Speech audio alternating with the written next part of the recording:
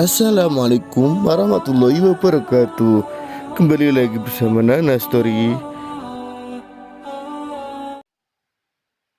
Assalamualaikum semuanya. Semoga kalian semua dalam keadaan sehat walafiat dan dilancarkan rizkinya. Amin ya robbal alamin.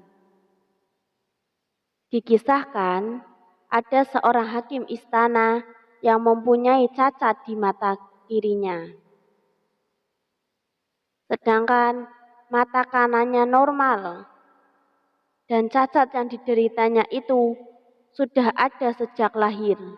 Keinginan hakim ini terkadang aneh dan susah dimengerti. Pernah suatu hari, hakim bermata sipit ini mengadakan sayembara untuk melukis dirinya. Apabila lukisannya dianggap bagus, maka akan mendapat hadiah uang emas. Namun, apabila lukisannya dianggap jelek, hukumannya penjara akan didapatkannya. Maka kumpulkanlah pelukis-pelukis handal di seluruh kota Baghdad. Ketika perlombaan melukis dimulai, para warga berbondong-bondong menuju ke rumah hakim untuk menyaksikannya. Sementara Abu Nawas yang sedang berjalan tak sengaja melihat ada keramaian di rumah Tuan Hakim. Ia pun segera mendekatinya dan bertanya kepada salah satu warga, "Ada apa ini banyak orang berkumpul?" tanya Abu Nawas. Orang ditanya itu menjawab singkat, "Ada lomba melukis." Karena penasaran, Abu Nawas semakin meringsek maju ke depan. "Oh, ternyata lomba melukis, Tuan Hakim," gumam Abu Nawas dalam hati. Namun di antara semua puluhan pelukis hebat, ternyata banyak yang memilih mengundurkan diri, mengingat resiko yang berat apabila lukisannya dianggap jelek, hingga hanya tersisa 2 orang pelukis yang nekat mengikuti sayembara tersebut. Kesempatan itu tak disia-siakan oleh Abu Nawas. Ia pun langsung menghadap Tuan Hakim. "Wahai Tuan Hakim, bolehkah saya mengikuti lomba ini?" tanya Abu Nawas. Abu Nawas, "Tapi kamu tahu peraturannya kan?" kata Tuan Hakim. "Peraturannya apa, Tuan?" tanya Abu Nawas. "Peraturannya adalah kalau lukisanmu saya anggap bagus, kamu akan mendapat hadiah uang emas. Tapi kalau lukisanmu saya anggap jelek, maka kamu harus dihukum penjara," kata Tuan Hakim. Menjelaskan, "Oh itu, baiklah saya siap mendaftarkan, Tuan Hakim," balas Abu Nawas. Dengan penuh percaya diri, Abu Nawas pun mendaftar. Setelah beberapa lama, kemudian mereka pun telah berhasil menyelesaikan lukisannya masing-masing. Kedua pelukis handal dan Abu Nawas siap menyerahkan masing-masing hasil lukisannya. Pelukis pertama maju dengan menyerahkan hasil lukisannya kepada Tuan Hakim. Pelukis pertama melukis Tuan Hakim apa adanya, yaitu dengan kondisi mata sipit di sebelah kirinya. Melihat hal itu, Tuan Hakim menjadi murka. "Lukisan apa ini? Kau mau mengejekku?" hardik Tuan Hakim. Karena dianggap gagal, pelukis pertama pun langsung dijebloskan ke dalam penjara. Kemudian, pelukis kedua maju dan menyerahkan hasil lukisannya. Dia melukis Tuan Hakim dengan kondisi mata normal. Semua hingga terlihat tak ada cacat pada matanya. Namun, di luar dugaan, lukisan tersebut juga membuat Tuan Hakim murka. Beraninya kamu, apa maksudmu melukis wajahku dengan keadaan mata sempurna? Seolah aku tidak mensyukuri nikmat Allah. Pelukis kedua juga dianggap gagal.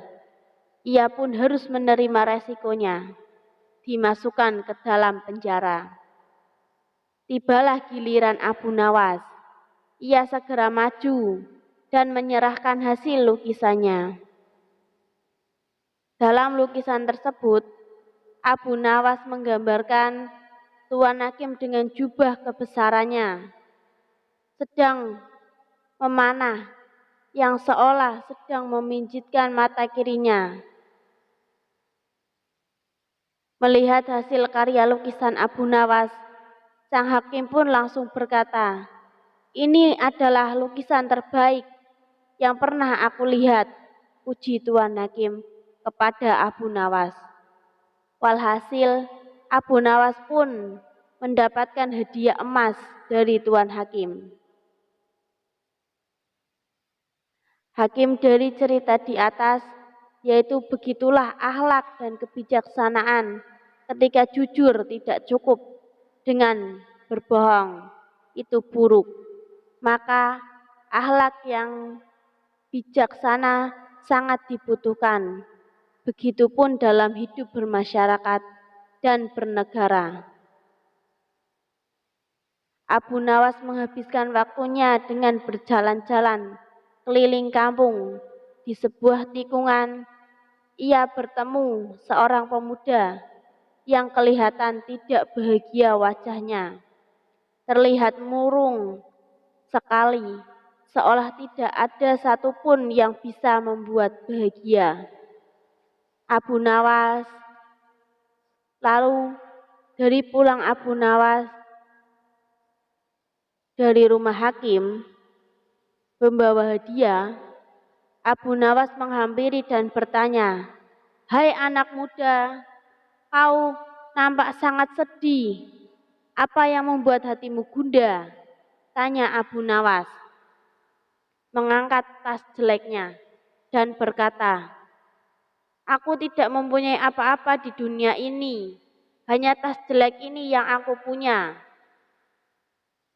Kasihan sekali, batin Abu Nawas. Ia berpikir bagaimana caranya untuk mengobati kesedihan pemuda itu. Tak lama, ia menemukan ide. Ia mencoba mengalihkan perhatian si pemuda. "Lihat, ada monyet di sana," teriak Abu Nawas. "Mana?" tanya si pemuda.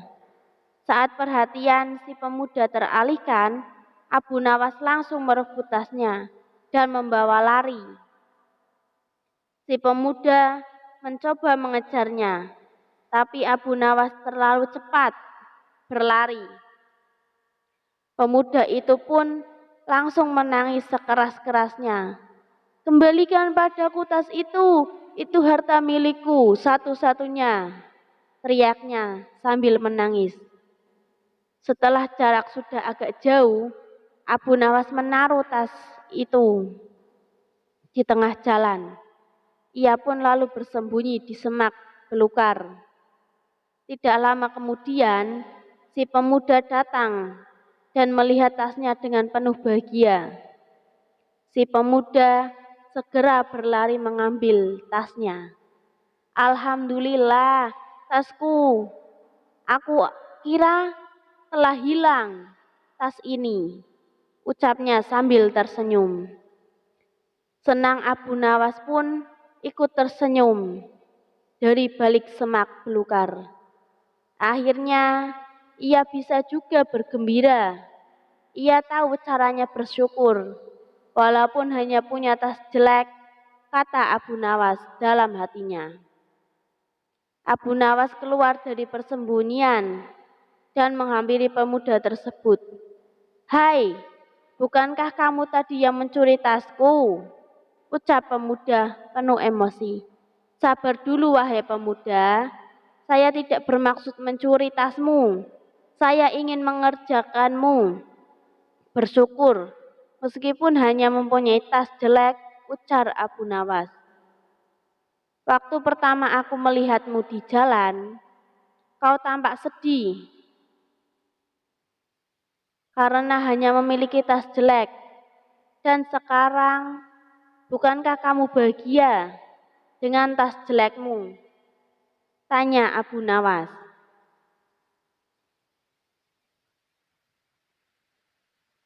Iya, benar itu. Benar sekali. Terima kasih telah mengingatkanku betapa pentingnya rasa bersyukur. Balas si pemuda kedua.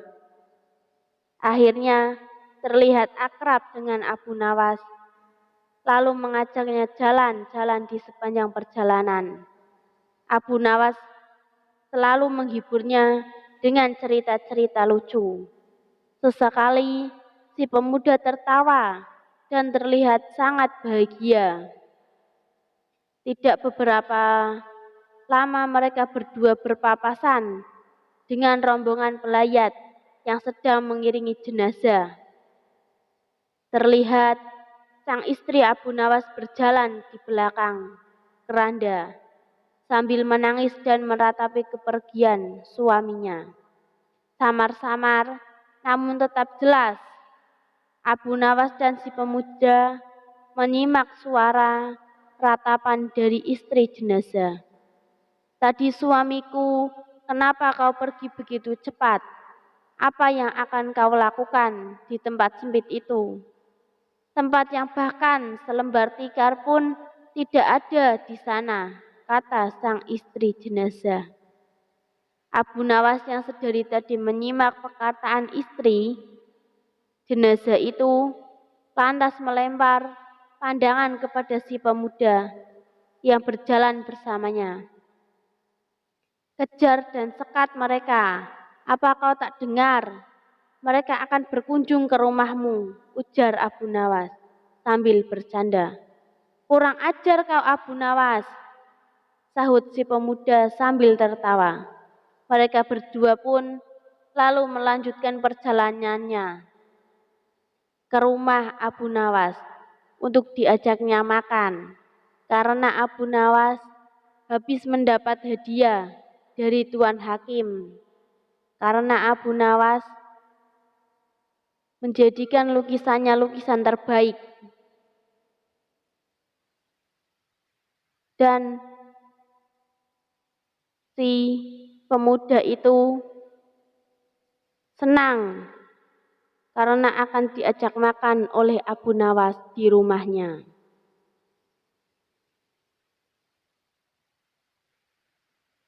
Assalamualaikum warahmatullahi wabarakatuh.